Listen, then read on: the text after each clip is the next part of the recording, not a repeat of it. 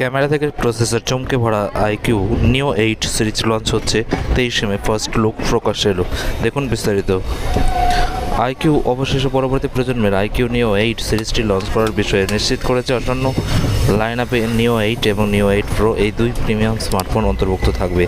ফোনগুলি আগামী 23 মে চীনে আত্মপ্রকাশ করতে চলেছে। লঞ্চের আগে IQOO সোশ্যাল মিডিয়ায় একটি ছোট ভিডিও আপলোড করেছে, যা ফোনের ডিজাইন প্রকাশ করার পাশাপাশি এর কিছু মূল বৈশিষ্ট্য নিশ্চিত করেছে।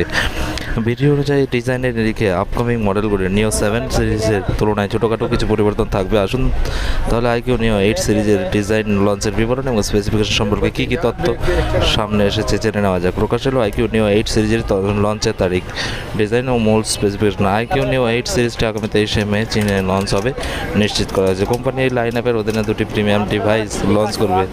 এগুলো হলো IQOO Neo 8 এবং Neo 8 Pro। IQOO চীনা মাইক্রো ব্লগিং সাইট ওয়েবসাইটেও এই নতুন ভিডিও প্রকাশ করেছে, যা ডিভাইসগুলির ডিজাইন তুলে ধরেছে। টিজার অনুসারে Neo 8 সিরিজের মডেলটি কার্ভড রিয়ার প্যানেল থাকবে। ভিডিওতে প্রদর্শিত ভ্যারিয়েন্টটিতে রঙের বিকল্প একটি ভেগান লেদারের ব্যাক প্যানেল রয়েছে। তার আগে বলে বন্ধুরা, যাদের ভিডিওটি ভালো লেগেছে অবশ্যই চ্যানেলটিকে সাবস্ক্রাইব করবে। পিছনে দুটি বৃত্তাকার কাটআউট সহ একটি আয়তাকার ক্যামেরা মডিউল দেখা যাবে।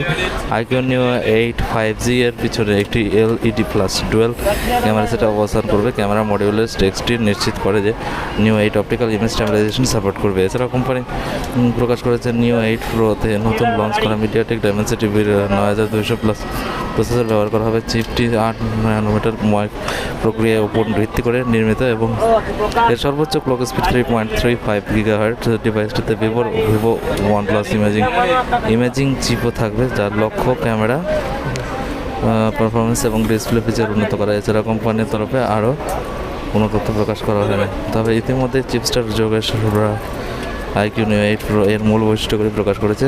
তিনি দাবি করেছেন যে অন্যদিকে standard IQOO Neo 8 Snapdragon 8+1 processor ব্যবহার করা হবে। এতে 1.5 রেজলিউশন আর 120,000 রিফ্রেশ রেট এবং 2160 ফিট ডিমিং সহ একই 6.78 ইঞ্চির অ্যামোলেড ডিসপ্লে থাকতে পারে।